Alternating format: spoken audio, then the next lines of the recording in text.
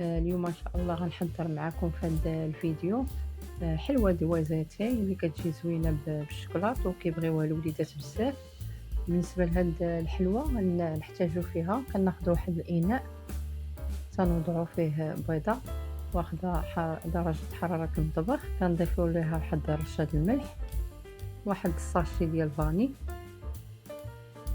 كنضيفوا كاس تقريبا لاروب ديال سنيده اي 90 غرام العبار ديال الغرامات، عندنا 90 غرام.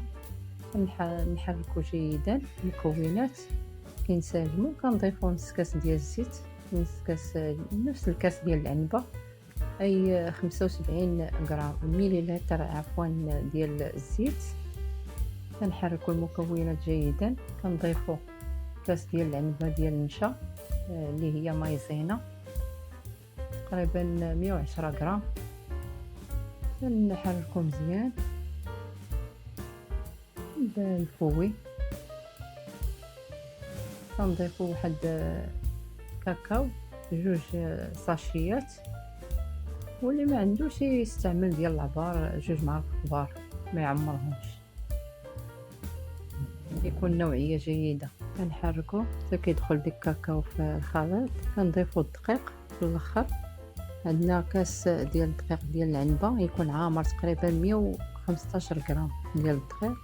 ندخلوه مزيان في المكونات، كنضيفو الخميره ديال الحلوه، عندنا 10 غرام اي ساشيه ونصف تقريبا باكيه ونص 10 غرام. كنديرو الساشيه الاولى والساشيه الثانيه كناخذوا منها واحد المعلقه صغيره. بطبيعه الحال الطحين والخمارات راه كنغربلوهم.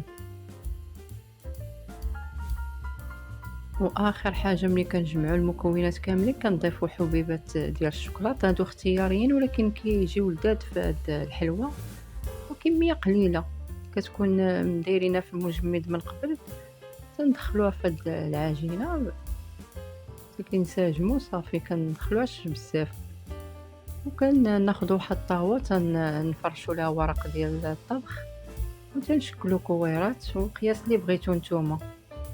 تحاولوا تبسطوهم شويه بيديكم بالكف ديال يديكم كتستفوهم. الفران راه كيكون ديجا سخنتو، كندخلوها حتى كطيب، والطياب ديالها كنديروا طياب البهله، كنديروا عليها الفوق العافيه حتى كتشقق، عاد كنكملوا ليها الطياب من التحت. وهذا هو الشكل النهائي ديالها. كما كتشوفوا راه كتجي لذيذه، كتعجب الوليدات بزاف ويديوها معاهم المدرسه. وبالصحه والراحه. كنتمنى الفيديو ديال اليوم يعجبكم والى اللقاء مع وصفه اخرى بحول الله.